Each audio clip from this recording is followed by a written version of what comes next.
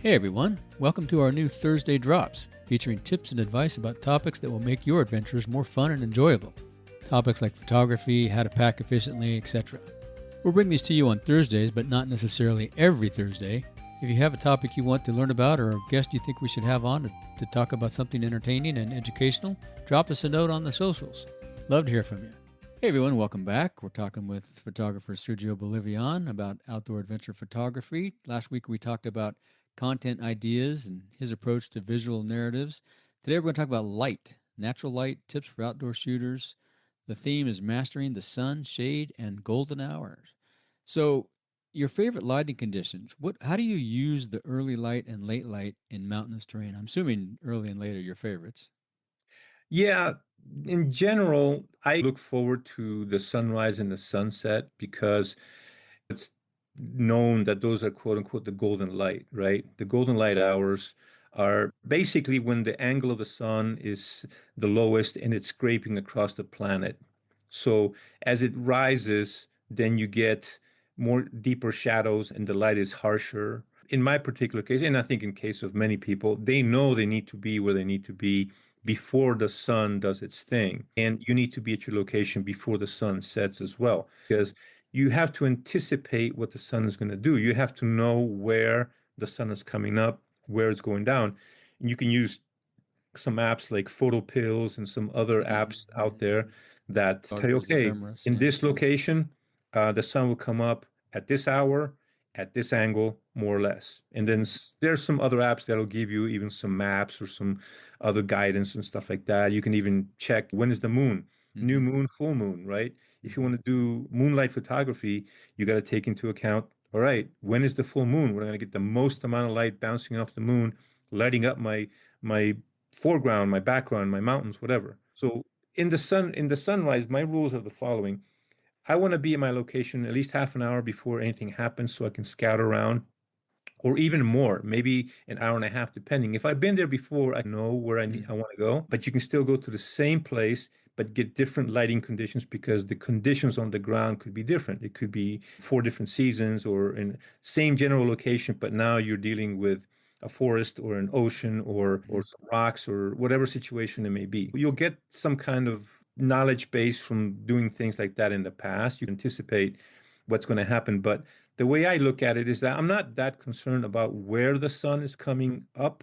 I'm not interested in photographing the actual sun itself because it's really harsh to get a proper exposure. You can't aim at the sun and get a proper exposure. You got to aim to the side and then you have to bracket or overexpose or underexpose depending on the situation. Okay. I like to know where the sun is going to come up and what it's going to light. So is it going to light? If I'm looking at the sun and the sun is going to come up and I know what the arc is going to be, I want to know what the sun is going to light up behind me or to the side of me. Like maybe there's a volcano and then there's me and there's a sunrise. So I know as the sun comes up, it's going to light up the volcano because the volcano is 10, 15, 20,000 feet high. And then it's going to get the light before I do. And I want to look back behind me and say, oh, okay, I know what's going to happen. So I'm going to position myself looking at the volcano with the sun behind me so I can take photo of the volcano, not photo of the actual sun rising.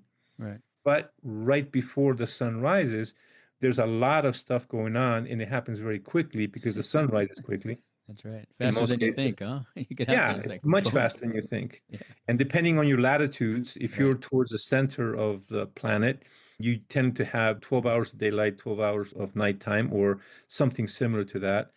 And you know that it's going to come up fast. Where if you're in the extreme latitudes, then you have a little bit more time to do things. You have longer sunrises and longer sunsets as far as period of time. So I always look what it's going to light up, and I want to aim towards that and capture that. Mm-hmm. Now, one of the rules I have is when you're shooting a sunrise, you're starting off with high ISO so you can capture something. But as the sun rises, you keep lowering your ISO. You Mm-hmm. don't need ISO 1000. As the sun rises every 15, 20 minutes, or whatever it may be, you drop it down one or two or three stops of light because you don't need ISO 1000 when the sun is already lighting up the landscape, as an example. And when you're shooting sunsets, you begin with low ISOs, and then as the sun sets, then you start raising your ISOs because you still want to capture something.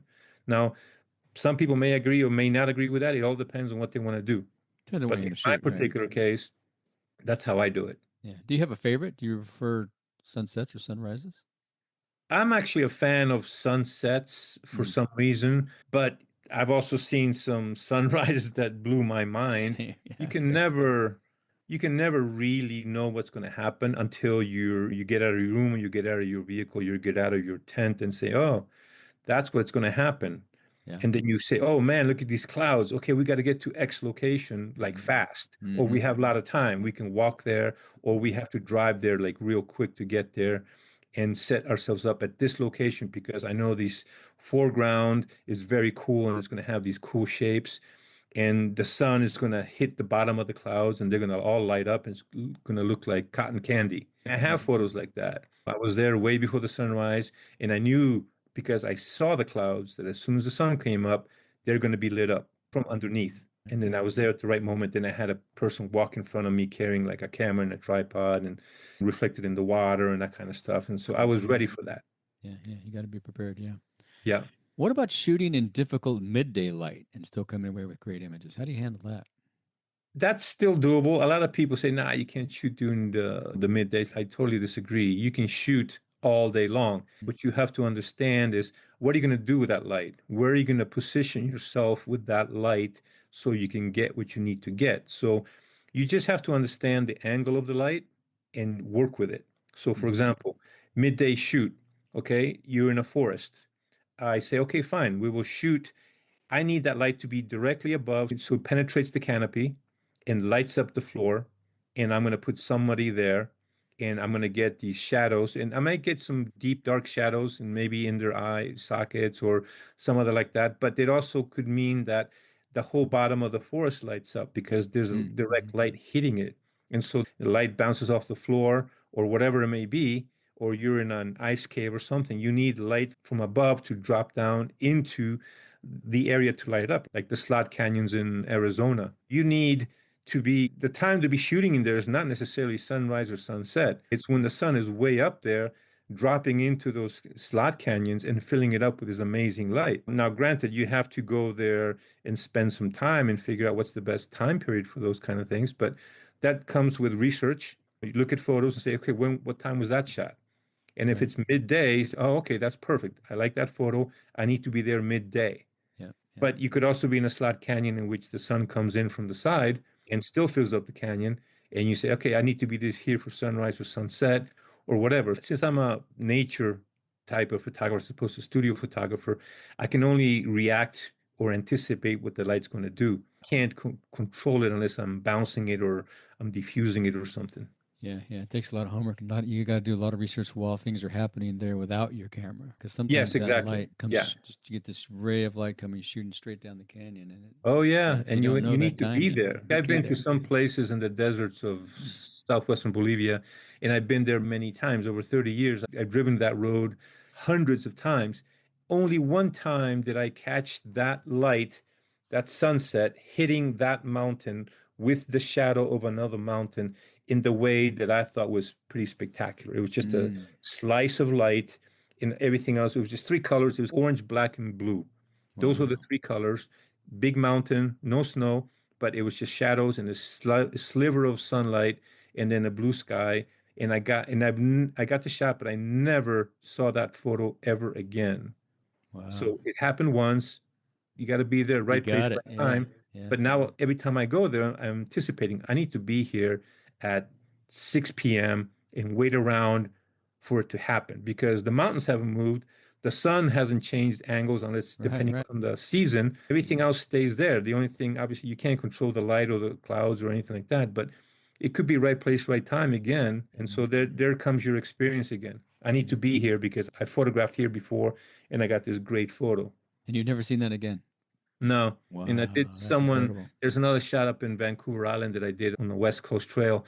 Beautiful, like blood red sun setting across the Pacific, and the lights bouncing off the ocean. But there's a bunch of light coming through this cave, this ocean cave. And then you have a silhouette of these trees, and you have the surf in front of you, and you have these layers, and there was some clouds and some mist. It was just perfect, Hmm. perfect Hmm. timing.